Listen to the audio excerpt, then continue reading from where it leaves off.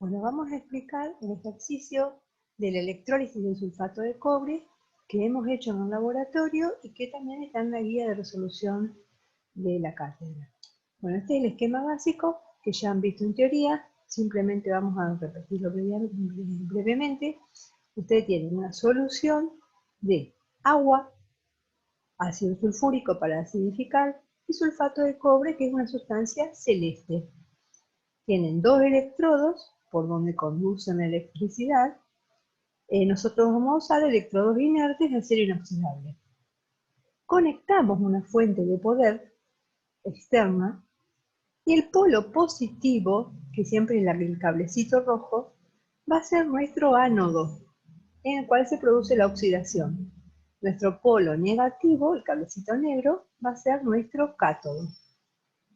¿Qué reacciones ocurrían en cada una?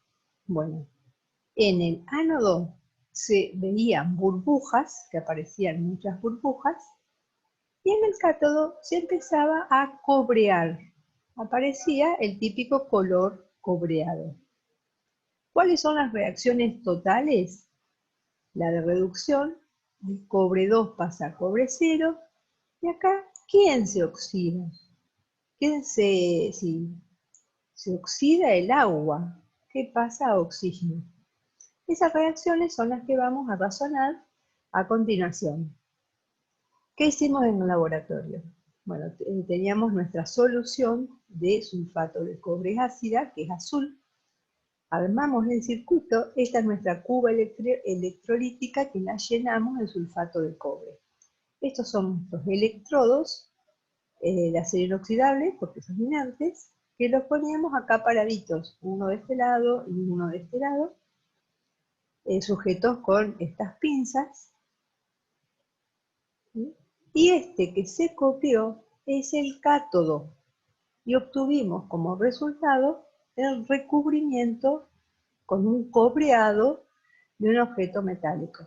Ese es un objetivo de por qué hacer una electrólisis, para cobrear un objeto metálico. Bueno, acá están los elementos que utilizamos entonces. Este vaso lleno con esta solución celeste, los electrodos, las pinzas. Esta es la fuente de corriente continua, ya que hay que usar corriente continua, de 4,5 voltios. Con este multímetro y amperímetro medíamos los amperes que circulaban y el voltaje que circulaba y armamos el circuito. Conectamos la fuente de poder a un electrodo y en la otra cable. Siempre el cable rojo es el polo positivo, pero por convención nomás. Y ese va a ir al cátodo, al ánodo. El polo negativo, que es el negro, va a ir al cátodo. Lo conectamos, esto lo enchufamos, y ahí comienza la electrólisis. Luego con un cronómetro tomamos el tiempo. Finalmente, que pasó una hora, para saber cuánto cobre había depositado, fuimos a una balanza y lo pesamos, a ver cuánto cobre había. Entonces, ¿qué variable tuvimos que ajustar en un laboratorio? Bueno, primero la concentración del ácido, para saber, mientras más tiene que tener una cierta concentración para que haya suficiente iones cobre acá adentro, que migren. Después, ¿qué voltaje darle? ¿Cuánto tiempo dejarlo? Y luego pesar qué masa se había depositado. Y una cosa muy interesante de ver es que en la solución el ion cobre más 2 es celeste. Cuando está en estado reducido, cobreado, nuestro objeto metálico es color cobre. O sea que un elemento químico cambia de color, muchas veces, no siempre, según su estado de oxidación. Bueno, ese es el experimento que hicimos en un laboratorio para hacer una electrólisis. Pero acá viene un problema, hay que calcular qué masa se va a depositar. O sea, uno si tiene un proceso industrial tiene que calcular todos los parámetros. Entonces utilizamos la ley de Faraday, que directamente dice lo siguiente: la masa depositada en un electrodo es proporcional a la cantidad de corriente que circula y al equivalente electroquímico de ese elemento o sustancia. Bueno, la corriente se mide en amperes. Amper es coulombios sobre segundos. El tiempo se mide en segundos, por lo cual si se simplifica segundos sobre segundos, me quedan coulombios. Fíjense acá, amper por segundos, amper es coulombios sobre segundo, se simplifica, queda coulombios. Acá vamos a hacer una aclaración. Un cable por donde circula corrientes, ¿qué es la corriente? ¿Qué es la intensidad de corrientes? Es cuánta carga circula por la unidad de tiempo. Eso es intensidad de corriente medida en amperes. Para que tengan una comparación, cuando circula agua por un conductor, llámese manguera, caño, ¿cuál es el caudal del agua? Es la cantidad en metros cúbicos de agua que pasa por ese conductor sobre una unidad de tiempo. Entonces, por una cañería circula agua y se mide el caudal. Por un cable circulan electrones que transportan corrientes y se mide la intensidad de corrientes.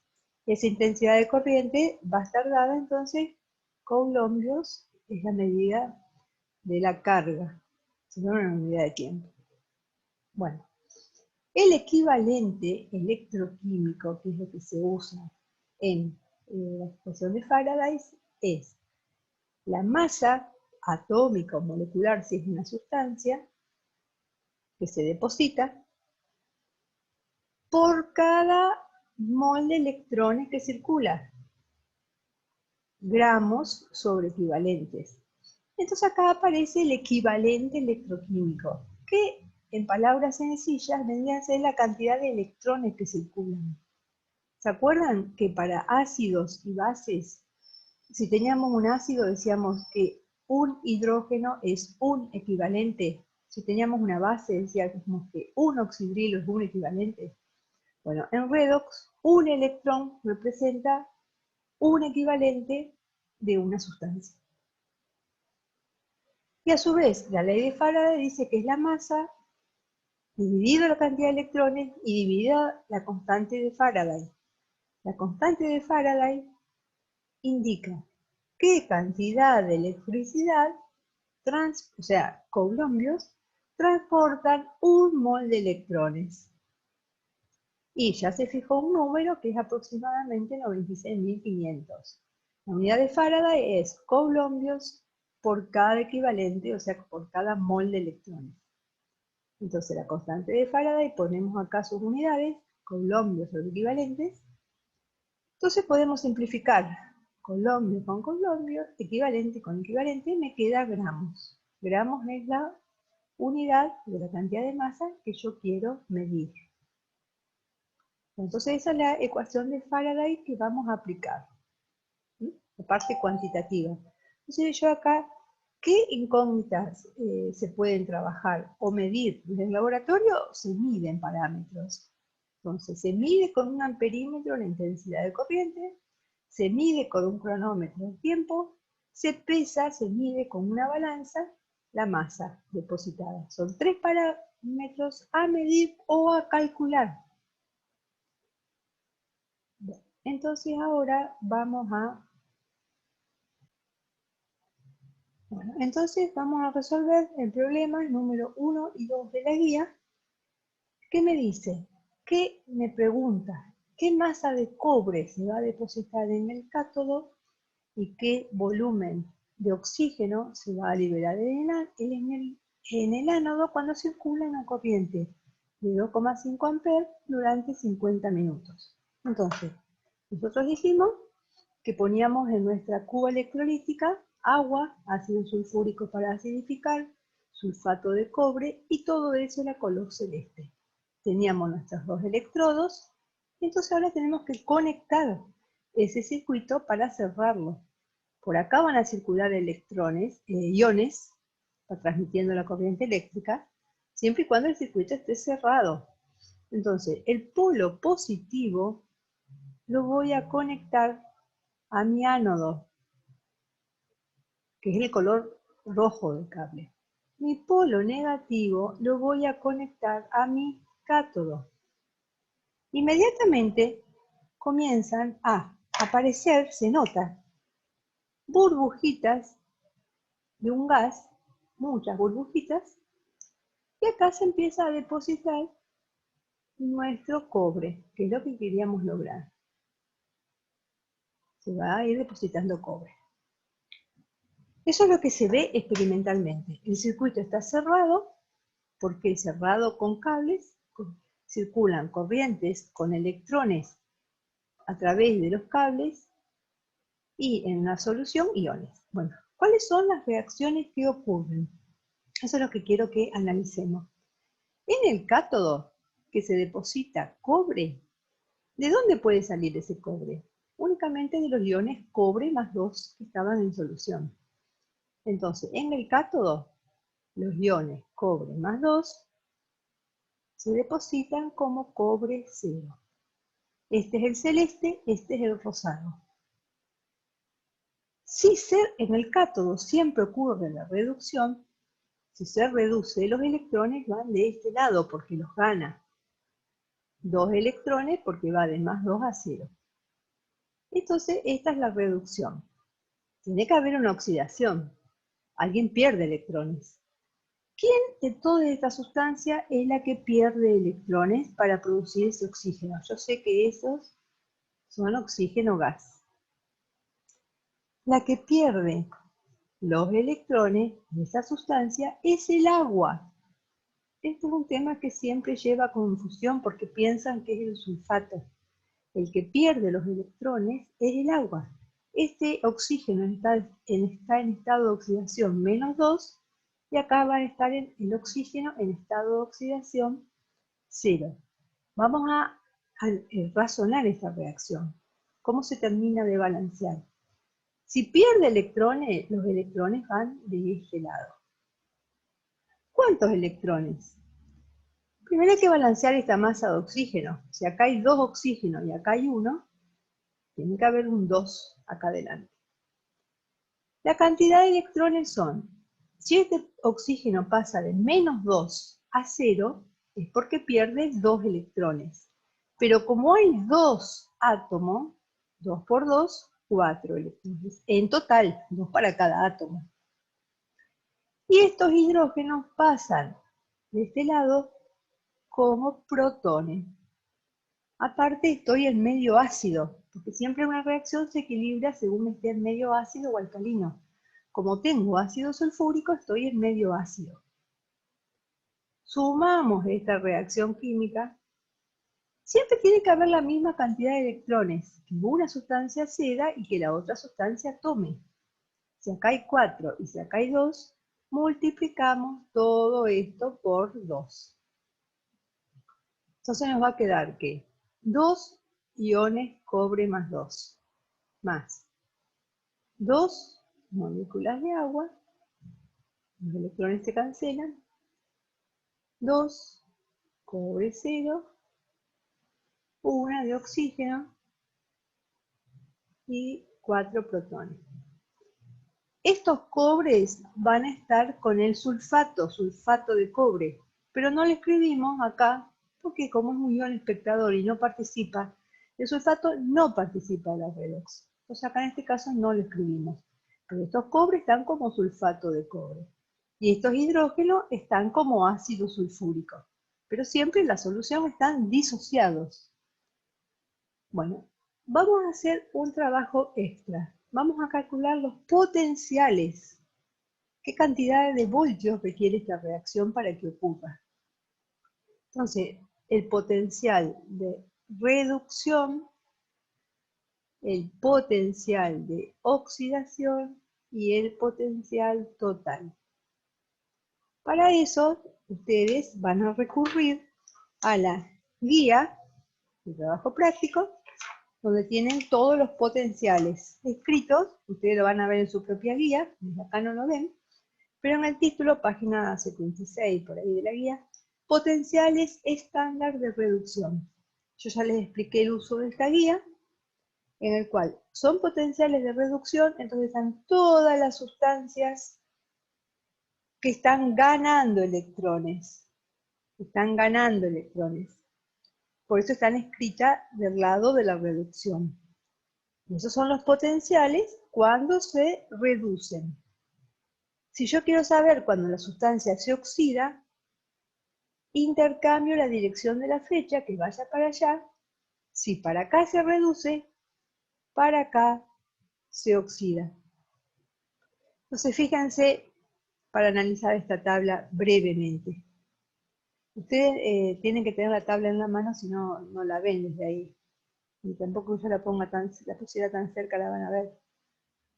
El flúor, por ejemplo, en estado reducido, que es más 287, quiere decir que está un potencial tan alto, es mucho más estable la presencia de fluoruro. Es muy raro que el fluoruro se oxide a flúor gaseoso. Tendríamos que invertir el signo, habría que darle mucha corriente. Acuérdense que el signo positivo es cuando es espontáneo, cuando me da electricidad. El signo negativo quiere decir que yo tengo que darle electricidad para que ocurra. En cambio, por eso estas sustancias como fluoruro es un buen oxidante. ¿Por qué? Porque realmente está estable en estado reducido. En el otro extremo de la tabla tenemos el litio. El litio es un metal electropositivo muy fuerte, le conviene perder el electrón y quedar como litio sólido. Entonces, si en estado reducido tiene menos 3, quiere decir que su forma estable es el litio positivo. El ion litio positivo es el que perdió el electrón y es el que es estable.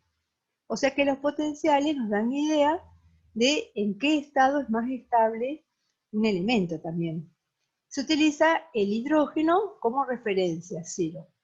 Bueno, vamos a buscar entonces los potenciales de estas reacciones. El cobre en estado reducido, ¿cuál es su potencial? Ustedes lo buscan acá.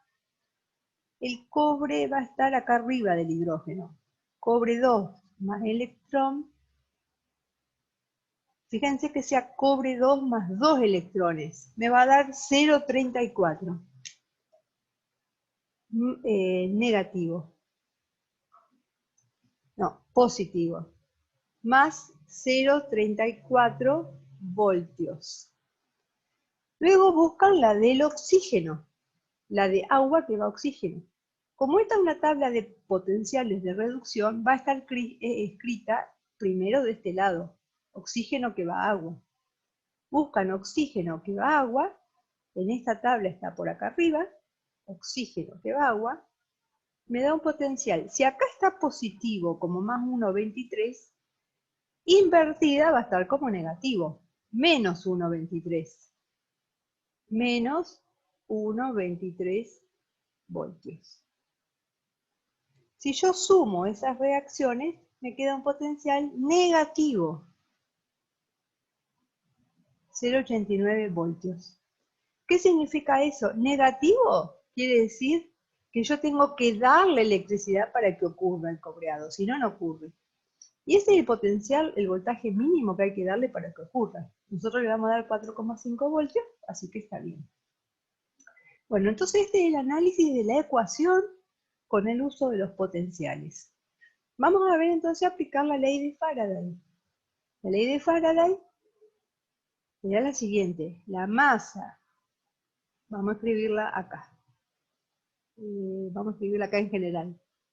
La masa depositada, a ver si la ven.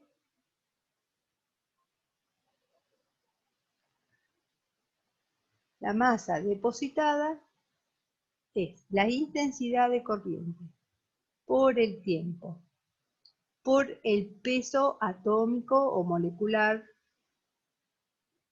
de la sustancia, sobre la constante de Faraday, sobre el número de electrones que circularon. Vamos a escribirla así.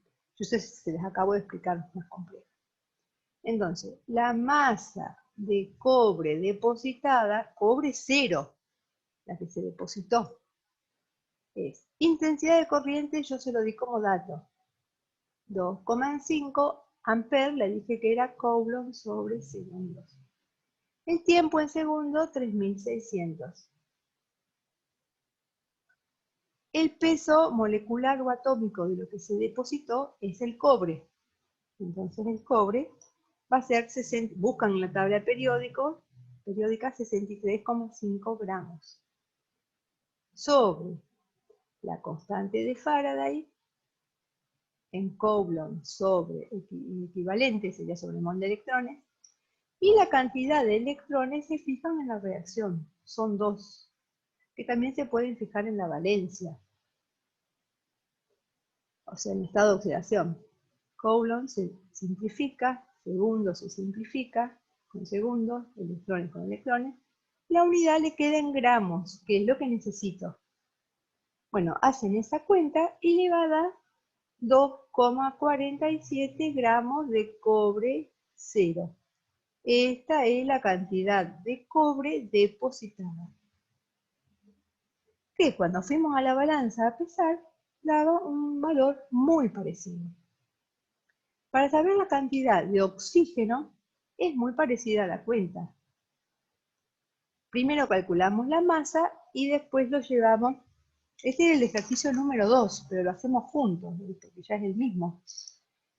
Entonces, hacemos la misma cuenta de acá.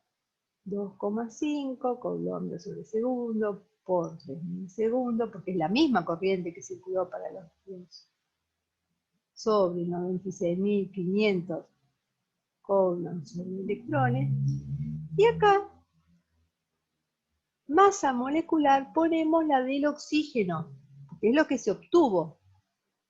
El peso molecular por 2, 32 gramos. Y la cantidad de electrones que circularon fueron 4. Por eso a veces es importante plantear la ecuación para saber la cantidad de electrones. Bueno, se cancela como antes todo. Esa reacción me va a dar un número, 0,622 gramos de oxígeno. Pero a mí me pedía, o sea, el oxígeno, que es un gas, es más coherente expresarlo como volumen que como gramos. Para pasarlo a volumen, y me dice el problema que está en condiciones normales, yo me acuerdo que en condiciones normales, a ver si se ve, un mol que equivale a 22,4 litros y que pesa 32 gramos, acuérdense que todo eso era en condiciones normales. Entonces hacemos una regla, o sea, eso era las relaciones. Entonces, sí, 32 gramos son 22,4 litros, la masa que yo obtuve va a ser 0,435 litros de oxígeno. Esta es la cantidad de oxígeno liberado. Bueno, entonces ahí finalizamos el planteo de la electrólisis.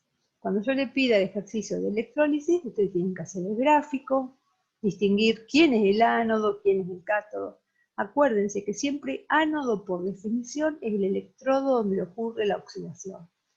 Cátodo por definición es el electrodo donde ocurre la reducción. Siempre tienen que saber encontrar el par. Cobre 2 pasa a cobre 0, agua pasa a oxígeno. Luego razonan toda la parte de cuántos electrones y todo eso. Buscan en la tabla de potenciales de cada uno y luego aplican la ley de Faraday. Y ahí terminó el ejercicio.